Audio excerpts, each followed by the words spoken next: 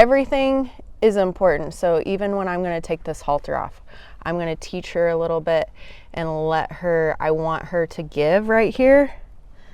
I don't want the hip to go out, and I want her to be soft and come to me. I don't really like her stepping on me. There, she bent without stepping. She's put her head away. I'm going to pull it right back. This stuff matters. Like, people just take it off and do it. This stuff matters because it teaches them to wait. It teaches everything. Like, it matters. Yeah. Yes. So it's not, she wasn't in the right lead, kind of just going around, but I want her to respond to me.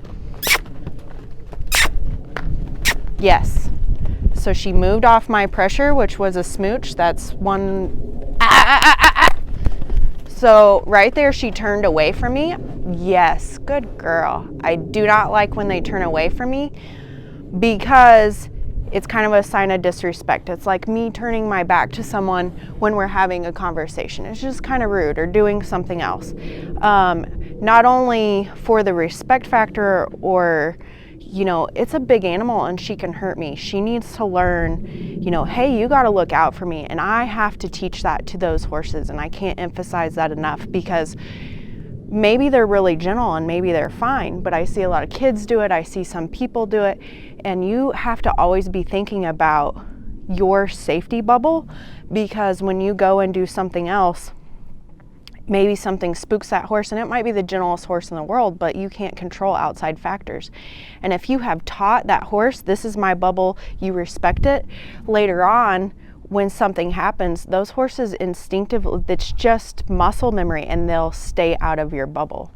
So she stopped right there and faced me. That's great. I wanted to rest her there anyway. Yes, good. I love those steps towards me, like she's looking to me to answer. If it's a real racehorse type, I might not send them around that much, because those horses don't look for the stop as much as, say, a cow horse. Whoa, good. I'll incorporate that whoa in usually when she's starting to stop on her own, so I'm not fighting it. And then she kind of learns the reasoning of it. So she's a little puffy and kind of like, do I go? I don't want her thinking like I need to just run all the time. I want her to be thinking about me. Good girl, yes. I've learned that doing this, I used to kind of use more flooding method, but I've learned by doing this that it's much easier for me. Work smarter, not harder kind of deal.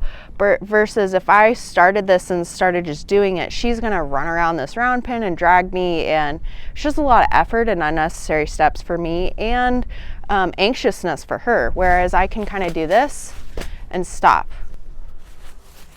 Always want to make sure that goes over their head, that you do both sides. I like to do it in front. I also do a plastic bag on day one, and I know not everybody does that. And then we touch, and I'll tell her it's coming. Good girl, yes. Touch, good girl. Do everything both sides always. I get on horses both sides. I saddle from both sides. I get off horses both sides. It's so important. In fact, I try to do a lot. Sometimes I'll swap my halters around. I'll swap my saddles around and do everything from the right, because everybody does everything from the left. And I usually let them smell it. You need to be really careful when you do that the first time, because they will sometimes swat at it. She has a little bit of allergies, I'll preface. It's pretty windy in spring here and dusty. At the end of the session, I have no idea how long that session is going to be. Some of that honestly is going to be factored in by whatever else I have going in the day, but it can also really be factored on her and what she tells me, like, am I done? Or do I need a break? Because sometimes they just need a little bit of break. If you break enough through there, like yesterday was a lot of just stopping and waiting and telling her good job, and I just sat there and letting her relax through the process. But also after an hour and a half, like, she needed a break. She needed, you know, at least an hour, I could tell. And I could have pushed her more. Like, if, I don't know, you were in a colt starting competition or something, you could have done that. But for me, like, I just wanted her to, like, she worked really hard for me the whole time. Well, I wanted her to have a break. So you just need to learn how to read those horses. I'm going to go back into another, what we did yesterday. So, and this is so subtle. I don't want her moving her feet. That is not what I want. I want give. She still moved her, took a step towards me. Yes, good girl. Because if she's stepping towards me, she's not soft right here, and that's the goal. So I don't want feet moving when I teach this. And sometimes you just gotta, when you start, it's so small. Yes, good girl. Yes. When you start, you gotta get what you can get. So it might just be a lean. This right here is probably one thing that I know that really makes my program unique to somebody else is when I start those colts, I want them to teach them to move off right here. And when I do that, yes. So I want it up and away from me. And we worked on it a little bit yesterday for the first time, but, and it's sometimes it's super slow. I don't want it back because those horses can get bound up and then they want to lunge out of it. I want her to learn up and away, and it relates to barrels, it relates to a reining spin. Everything should be body curved and step over. It's collected, it's balanced. You get it here, broke here, and then step over. If you're making a turn, for now you want to teach her here. And because of her bloodlines particularly, some horses are more balanced. She likes to lead with her shoulder. A lot of horses do it. Just going around, you can see she kind of drops that shoulder in. So I particularly want to teach her, and I'll try to put some pressure where my leg or spur would be. And I might use this hand to beginning to teach me. Up and away. She stepped that foot up and away, and that's what I want. Good girl, good girl. So up and away. She kind of didn't go away there. And it's probably hard to see, but she moved off of me there. So that's what I want. Good job. Off of me. Good job. Good job. So later, how that entails for starting them, I can do everything. And it's one thing that's really helped me stay safe because I start horses by myself all the time. I'm the only one here. I have kids. I can't get on a horse. That's going to hurt me. Like I can't risk my kids not having, their mom laying out here hurt. So it's very, very important. If this horse can step up and around, no matter where I'm at right here, they don't feel trapped. I need it soft here and them moving up and around. Those horses are soft and move up and around. They do not feel trapped. They have somewhere to go. When you're holding a horse and you have that outside rein and you're trying to hold a horse still and you're getting up and on and you're trying to hold that horse still, that tension, that energy goes up versus forward and them having somewhere to go. Now, later, will my horses walk off when I get on? Yes, but I address that. It's not that long. It takes, a few days of like, hey, don't walk off when I get on. And then you reset that and that's fine. So sure, you're teaching a habit, but you can break that habit pretty easily. The trade-off for me is I don't die. So I like it. So I'm not giving because she's moving here and she's stepping into me. So I'm going to block it right here. Yes. She's still stepping into me. I do not like that. That's because she's wanting to come to me. That's fine.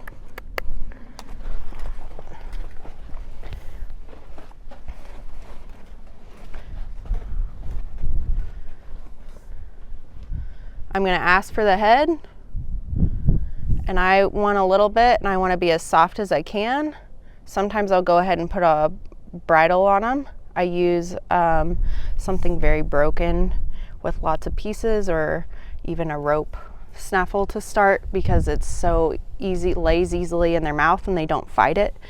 And I'll start with something very broken or flexible first and then move to more solid, but as soft as I can. I would rather her move very little but come towards me with very, very little pressure. I'm not giving to that because I don't like that she moved her. Yes.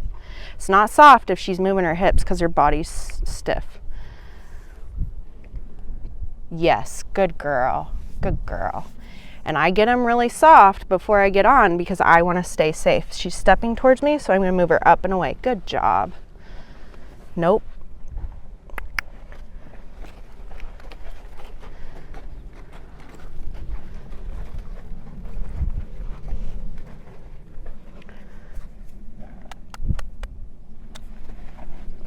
You just need to be careful that first time when you start. So those horses are ticklish there, and sometimes they will kick. So just be aware of that when you start. And start, yes. So that was pretty good. It may not have looked that great, but the way she stepped up and out, it was really soft. Very little pressure. So good job. Good girl. So I'm going to make sure we got this both ways without her moving her feet. Yes, good. I'm super light. That's important to be super light. I don't want to be pulling this horse around. Yes, good girl. So now we have established that. Now, once I get that pretty good, then I go to teach right here. I'm going to put pressure right here. Make sure your horse is not going to waylay you. It's ticklish to them right there. I'm going to put pressure right here and push. If they don't come, see how she braced right there? Watch it, because they are jumpy right there. I'm going to put pressure right there and ask her to, yes, step up and away. Yes, step up and away with this foot. I don't care if it's that foot, as long as the pressure goes up and away. The very first time you do it, you just got to get them to come off that pressure instead of lean to you. But up and away. Once you get more going, yes, that foot went up and away. I don't want it back. I don't want it in and back, because that pressure can get bound up, that energy gets bound up, and it has to come up. Up and away. Up and away keeps you safe. Up and away is the basis to everything. It's soft, so up and away. You can always, when you're riding a horse, you pull that back in. That circle can get small as you want. It's the exact same. They step over, but up and away is the basis. They learn how to cross over. That's the basis for everything. So I'm putting a little pressure here if I need to. She's not there. She stepped up and away. It's not perfect. It takes a while. You got to have some feel. We'll go to the other side. I'm just putting my hand here, putting a little pressure, let her feel it. And then she's not up and away. I don't know if you could see with this foot, it was up and away. That's exactly what I wanted. So I'm going to let her stop. Good girl. Good job. Okay. Let's see if we got it up and away with that foot. That's exactly what I want right there. That's the beginning. Up and away. Very good. So that's the basis. When I go to get on that horse and I turn my heel in to lift that rib cage and pick that shoulder up, it goes up and away right there. So one of my next steps I usually do before I will saddle a horse, I'll put this on and just kind of get them used to something around their girth. Good girl. She stepped forward. That's okay. I would rather her be still. It doesn't really have anything to do with stepping. I just want her to know that pressure is going to come back off. Yes, good girl. Good girl.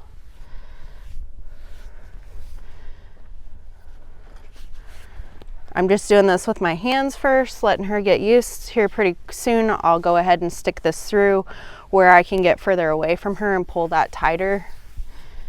But right now, I'm just kind of getting her used to that pulling a little tight. Yes, good girl. Where she stopped and was looking to me and was relaxed, that's fine. Since she's so slow with it, I'll go ahead, pull this through. And they might buck the first time you do this, so be prepared. But I can release that. You don't have to do this step, it's just something I like. I'm going to let her move and feel that when she moves.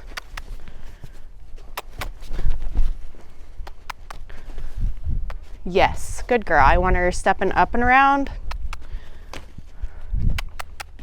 I want her to feel what it feels like without being trapped. I can let go of this. It's real loose. It's not overwhelming for her, like being trapped with a saddle on.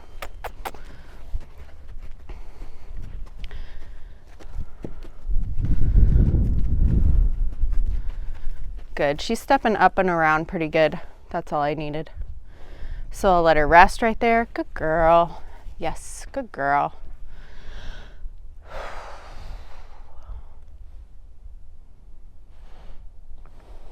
I love that. So you can pass some of that energy to your horse. So a big breath or a yawn. Super fun. I find it really interesting. I'm going to swap this to the other side. Be careful if you haven't desensitized enough. When you flip that, they'll come over here sometimes. We'll go to this side, do the same thing.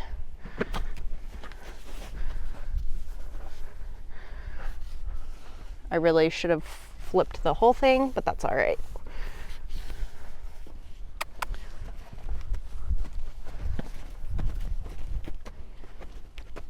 I didn't used to do any of this. This is just something I've developed because the smaller the steps I can do here, seems like they're more and more prepared for the saddle. That doesn't mean that when I go to saddle and they're actually trapped with that on there, that they're not gonna buck.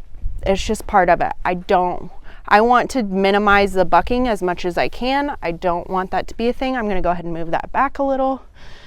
Sometimes I'll go ahead and move it all the way back, especially if I have a more bucky type horse, just so they have felt something in their flank area.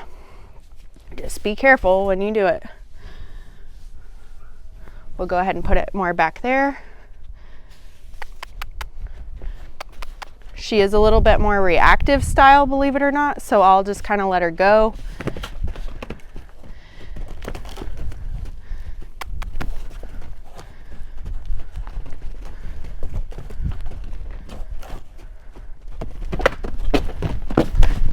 Hey.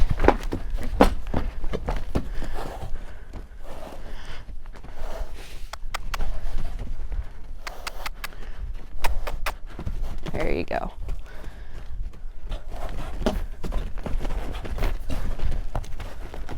I'm not doing much. I don't have much for pressure there.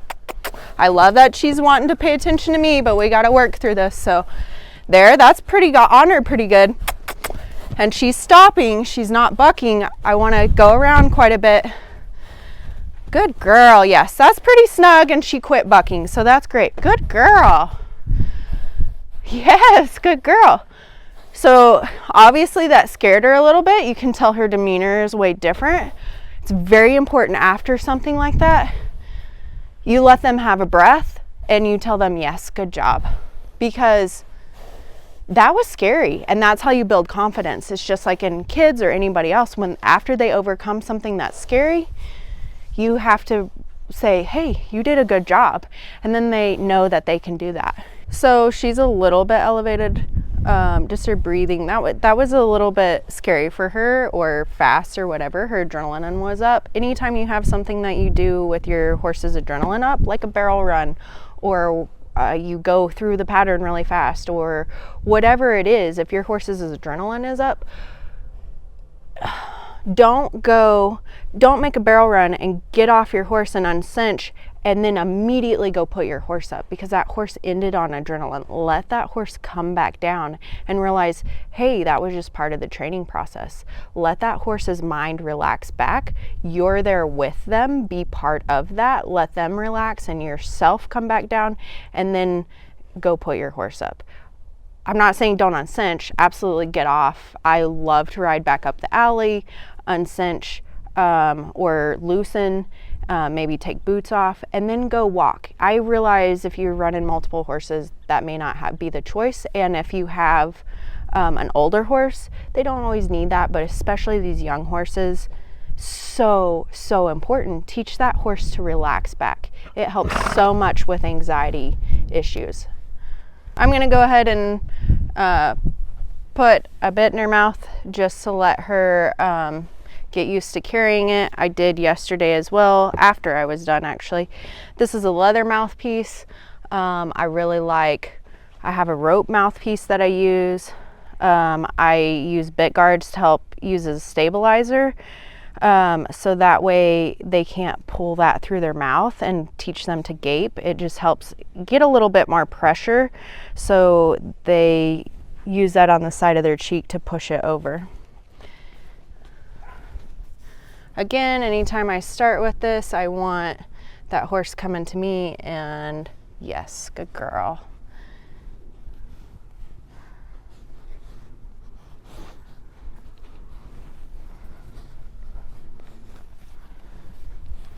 I'm not gonna make it a big deal and try to control her head right now. Yes, good girl. Good girl. I just really want her taking that and being good with that. So I'll definitely address the high head. I'm just not gonna mess with it right now. As long as she took it and it wasn't a big deal, that's the main thing I'm after. And I don't want it super loose. This horse has a really narrow mouth. Ivory James's really do.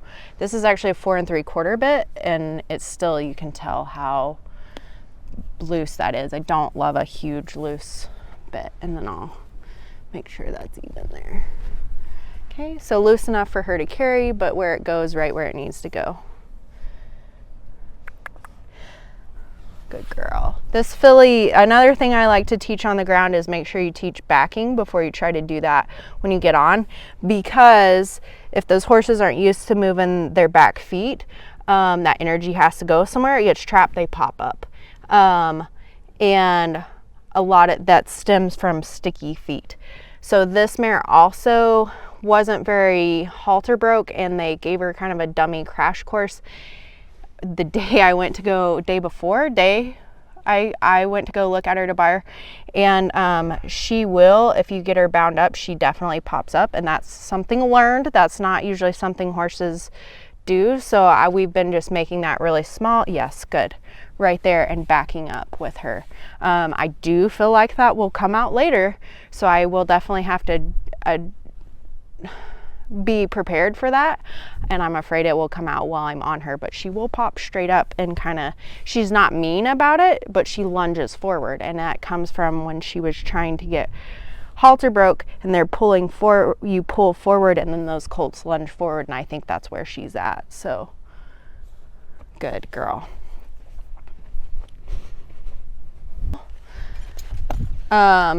Just more cinch work. That's fine. It's great. It's easier for me. It's way easier than throwing a saddle. It helps them get used to being cinched and tight. Good job. So she stopped moving right there, and I got it on. Most people would go ahead and go on. Yes, good girl. I'm gonna let her relax right there. Good girl. Yes, good girl. So when I said good, she's already recognizing that and licking. That's great. I'm going to take it back off. Yes, good. I want that horse to know that she's not trapped and that pressure will come away. She's got a leg cocked. It's all right. We're going on. Good girl.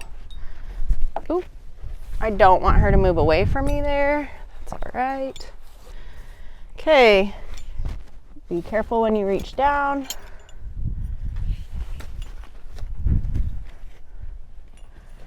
I'm putting a little bit of pressure there. She doesn't love that. I don't want her to step into me. I've got my elbow kind of protecting me.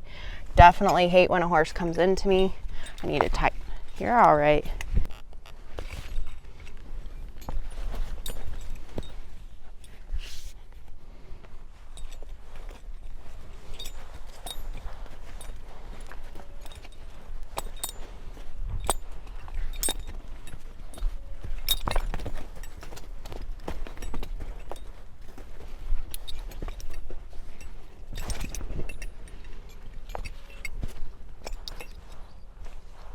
Yes, good girl.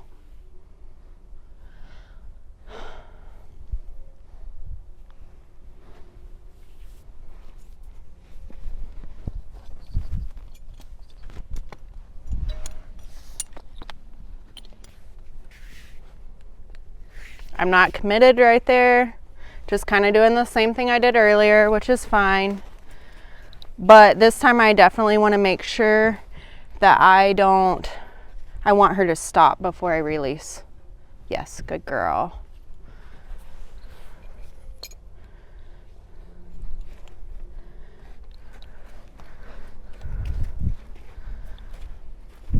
Yes, good girl. Good job.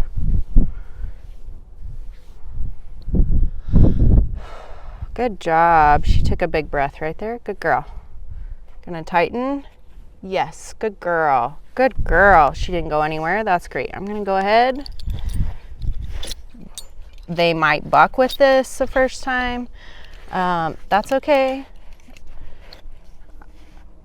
What I love about these smart cinches is you can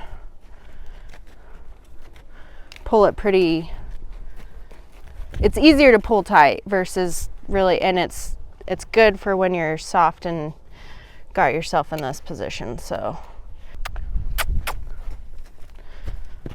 just to get her used to moving free without me with that on.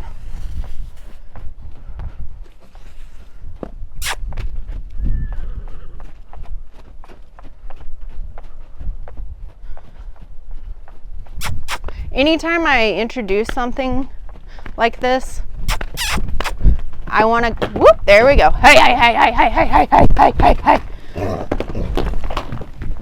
Hey. So I don't want them bucking. I try to get their attention and get them to stop. But as I was saying, anytime they're doing something, they'll trot around. When you introduce something, you always get that horse to lope. People will trot them around and then get on, and I'm like, whoo, you didn't get that out. You didn't see it. So they hit that lope and it feels different. You always got to hit that lope. I do not like them bucking. I'm not going to let her go around and buck until she stops. I'm going to try to get it stopped and break that habit. I don't need to go a whole lot here.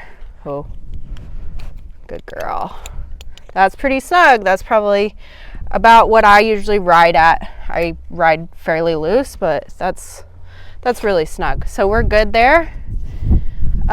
Usually I probably should have not just took that off so I could just pop that halter off, but I'll go ahead and stick this up through here or pop the lead rope off.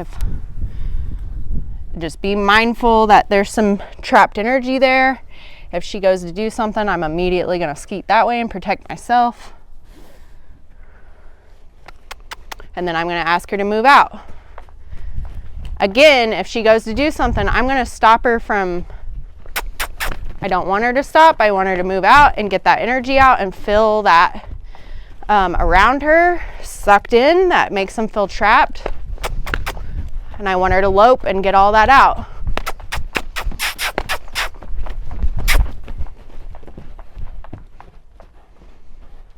Ooh, good girl. Good job.